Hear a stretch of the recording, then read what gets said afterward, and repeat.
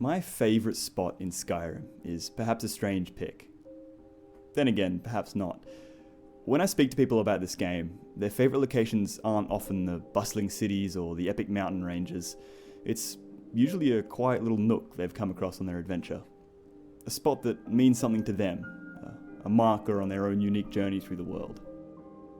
That's what I love about Skyrim, and my favourite spot is much the same. On the far west of Whiterun Hold, down these falls of a nameless river, one can come across a small cabin that sits snug atop a babbling creek. This is Krabber's Shanty. Welcome to Oddities. Here we take a look at some of my favourite little moments, locations and minutiae in games. So grab yourself a tea or a coffee and sit back as we explore together. I came upon this location during my first playthrough nearly 15 years ago now. Since then I've always had a strange fixation on it. There's no quests to be found here, no particular items of note or any characters to really speak to, and yet it's always stuck with me for some reason. The place has such a relaxing atmosphere, almost tucked away from the worries of the world.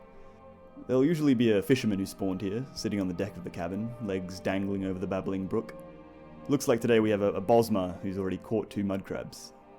You have to assume this spot in the river is some kind of feeding ground for them. Fish probably throw themselves over the falls and crabs lie in wait at the bottom. The interior of the cabin is simple, if not a little sparse.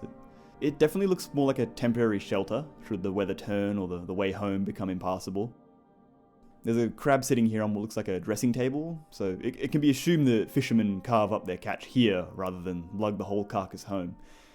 I'm not sure how they operate in Tamriel, but crustaceans don't last particularly long before rotting, so either you'd have to get your catch home fast or bring along something to preserve it, like salt. I guess it would be quite difficult to transport a live mud crab, considering how aggressive they are. Through the door and out to the deck gives us this awesome view of the waterfall. You can imagine it'd be pretty damp here with the spray wafting from the torrent. Speaking of mud crabs, we can actually see 2 kind of milling about on the far shore. Through the other door, our eyes are kind of drawn down the river. You might catch a glimpse of what looks like a nearby cottage and become drawn to investigate. This place feels quite tundral and not many trees, and you can imagine the ground to be quite hard. Perhaps there's a layer of permafrost, which is why we're relegated to hunting for our food in this particular location. Looks like there's some supplies stacked up against the outside wall. Inside the sacks we actually find various potions, so I like to think these crates house survival supplies, just in case, something goes wrong while you're out here. And that's kind of the location itself. Nothing too special in its own right, but it does have that detailing which makes Skyrim so great. You can tell this place is used, and you can observe how it's used.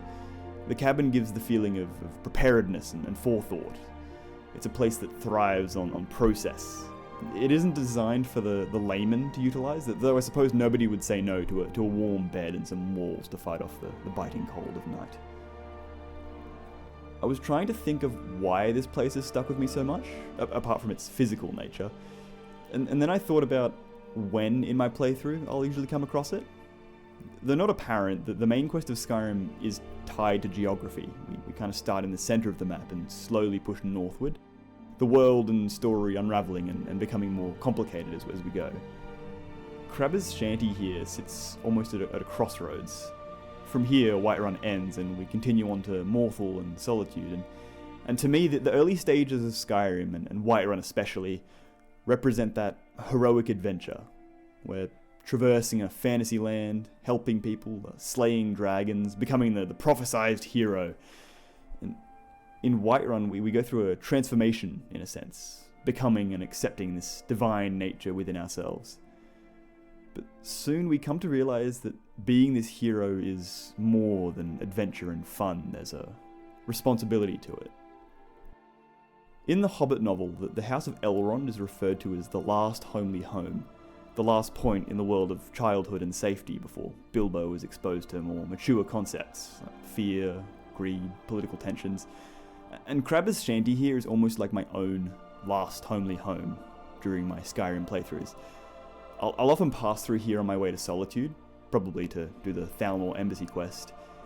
And to me, it represents that crossing of the bridge our hero takes into a darker world. A world where their title as Dragonborn means more than being an awesome dragon-slaying badass. They become a representation of a people and a culture, stepping out of the legend in a way.